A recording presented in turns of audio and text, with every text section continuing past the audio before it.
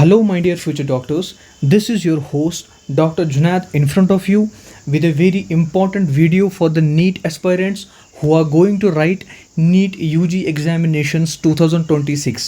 Alright, I will not waste much time of yours, so let's start the video. Firstly, coming to the overview of the examination. Sir, overview के बारे में आपका क्या बोलना है? आपको सबको पता होगा दैट 720 में से टोटल मार्क्स हैं नीट के. फाइन. नाउ नेगेटिव मार्क्स कैसे होते हैं? -1 for the question you go wrong. Alright, एक तो आपको 4 मार्क्स डायरेक्ट हो जाएंगे जो आपका क्वेश्चन गलत हो जाएगा, एंड -1 उस वाले क्वेश्चन से गलत हो जाएगा, डिडक्ट हो जाएगा जो आपने ठीक किया होगा. Fine. That means if you get a question wrong, total marks you are losing is -5. Keep that in mind, you are losing -5. Now if you leave the question, अगर आप क्वेश्चन को लीव कर रहे हो, दैट मीन्स 4 मार्क्स तो आप attempt ही नहीं कर रहे हो for that one question, right? So there are going to be no negative marks. That means you will lose only -4 marks. All right. Now coming to the main topic, so I need your 100% attention here. Now there are total 3 subjects for the NEET examination, right? There are total 3 subjects. You all know that. ये बच्चे को पता है कि NEET exam में भाई 3 subjects होते हैं. That is physics, that's chemistry, and that is biology, right? Coming to physics and chemistry, they are both subjects are having same marks. All right, that is out of 180 plus 180 for physics and chemistry. Okay, now for biology, it is the main scoring subject which contains main weightage of the paper. You all know that. Fine. So let's, sir हमें आप बताओ कि हम कैसे paper को attempt करें. Here we go. Now important tips for how to attempt the paper. जो आपको पहला काम करना पड़ेगा, that is you have to analyze the paper in a quick go. Okay, it should not be more than 5 minutes. Okay, sir हम analyse क्यों करेंगे paper को विदाउट मतलब अटेम्प्टिंग द पेपर? आपको पहले एनालाइज करना पड़ेगा पेपर को, so that you will get an idea that how paper is it easy, is it moderate और is it hard. Fine. But remember it should not take more than 5 minutes. Just an overview of the paper. आप थोड़ा analyse करो paper को पहले ऊपर से कि paper कैसा है, so that your confidence will get boost up and आप पेपर अच्छे से अटेम्प्ट कर पाओगे. फाइन. हो गया पहला point. Second point is biology should be the first preference. Remember that biology should be the first preference. You will save lot of time. Sir हम biology पहले क्यों करें? Why not physics, why not chemistry? Because बच्चा, अगर आप biology पहले attempt करोगे, आप बहुत सारा टाइम बचाओगे for physics, okay, and for chemistry. Fine. Because physics and chemistry में सॉल्व करने में टाइम लगता है. Firstly attempt 100% sure questions. जिन क्वेश्चंस में आप 100% श्योर हो, 100% attempt those questions firstly, mark those questions firstly. पर एग्जैक्ट क्वेश्चन नंबर मार्क करना, बिकॉज मोस्ट स्टूडेंट्स को क्या होता है, during filling the OMR sheet they fill the wrong option. Fine. Sir उसके बाद क्या? After that you have to attempt what 50-50 questions. That means what? अगर एक क्वेश्चन में 4 ऑप्शन है, फाइन, आप पूरा श्योर हो कि ये 2 ऑप्शन तो इस क्वेश्चन के आंसर नहीं है. Fine. That means you are excluding the 2 options. And अब कितने ऑप्शंस बचे? 2 options. That means you can go for it. Alright, you can't leave that question, you should go for it.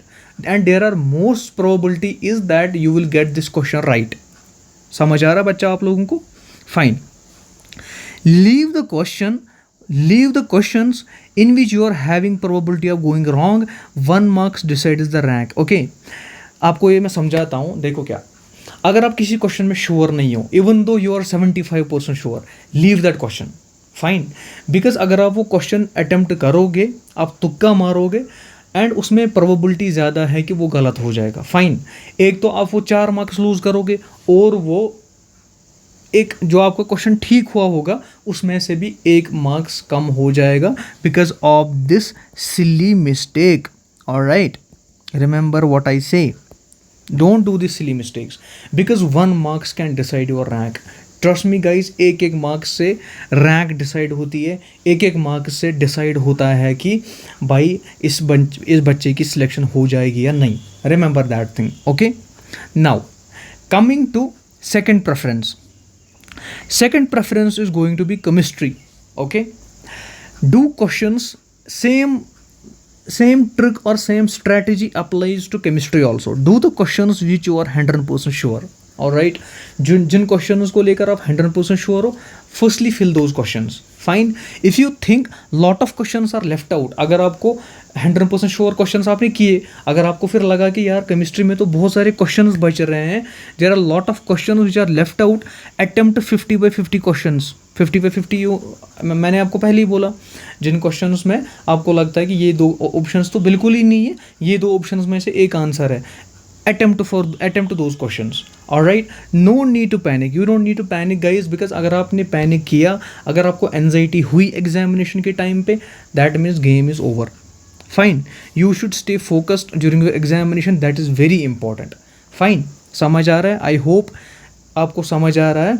मैं थोड़ा जल्दी बोल रहा हूँ because I don't want to waste your much time. So let's move ahead. Now coming to third preference is obviously going to be physics. All right, remember that attempt only those questions in which you are 100% sure. physics के लिए 50/50 apply नहीं होता है, 50/50 only applies to biology and chemistry. 100% sure questions जो हैं आपके physics में, attempt those questions only. Fine. High probability of question going wrong, because physics में बच्चा क्या प्रॉब्लम है, फिजिक्स में बच्चा high probability of question going wrong. Fine. अगर आप कोई क्वेश्चन अटेम्प्ट कर रहे हो, लाइक तुक्का मार रहे हो कि ये ऑप्शन हो सकता है, there is high probability that आपका आंसर जो होगा वो गलत होगा. Fine. Don't take risk, because अगर आपने रिस्क ले लिया, every marks matters. You guys know that every marks matters for NEET examination. मैंने आपको पहले ही बोला, इवन एक मार्क से डिसाइड होता है कि इस बच्चे की रैंक क्या आएगी. Fine. So don't make those silly mistakes, don't take risk, every marks matters for your result. Alright, now I hope आपको समझ आया होगा कि पेपर कैसे अटेम्प्ट करना है, how to do this things. Fine, let's move ahead. Now coming to the very important aspect of the examination, that is before examination, do's and don'ts. Fine. पहली बात जो मैं आपको बोलूँगा, that is don't panic. Okay, don't panic at all. क्योंकि बहुत सारे बच्चों को मैंने देखा है, बहुत सारे बच्चे पेपर लेने से पहले ही एनजाइटी में चले जाते हैं, पैनिक अटैक्स आते हैं. That is very bad, because obviously अगर आपको पैनिक अटैक आया या अगर आपको एनजाइटी हुई, अगर आप ज़्यादा डर गए, you will not be able to solve questions or you will not be able to mark questions right. All right, so don't panic. Second thing is, remember your God before taking the paper in hand. Remember your God, remember your parents. Keep your eyes closed for some time. Remember your God, meditate. All right, remember your parents कि हमने इतनी ज़्यादा मेहनत की अपने parents को proud कराने के लिए, खुद को प्राउड कराने के लिए. Remember those things. Fine. seek help from God. Okay, it doesn't matter which religion you belong to, but seek help from God, because that's very important. Okay, calm down before the examination. You should stay calm down. Deep breathing is also very important. You should inhale and exhale before taking the paper in your hand, because that's gonna help you. जब हमें paper हाथ में देते हैं, before that they make us wait for almost half an hour या 45 minutes. Alright, those 45 minutes में students का पूरा बुरा हाल हो जाता है कि भाई हम ब्लैक आउट हो गए, हमें तो कुछ आता ही नहीं है, हमें तो ए फॉर एप्पल भी नहीं पता है before taking paper in hand. But guys trust me, it's a part of examination. Alright, it's a part of examination. You don't need to worry about that. जब आप पेपर हाथ में लोगे, when they will give you the paper in hand, that time guys remember that you will remember everything. अगर आपने revisions किए होंगे, अगर आपने मेरे videos देखे होंगे, how to do everything मैंने explain किया है डिटेल में. I just want to help you guys out. So if you have not watched my videos, please go back and watch just once. They are gonna literally help you for your examination. All right, I hope this was helpful for you guys, and stay focused and stay motivated and stay consistent. Consistency is very important. अभी आपको 8 महीने है examination के लिए. Staying focus and staying consistent is very important. Thank you guys, and I'll see you in the next video. Till then, take care and goodbye.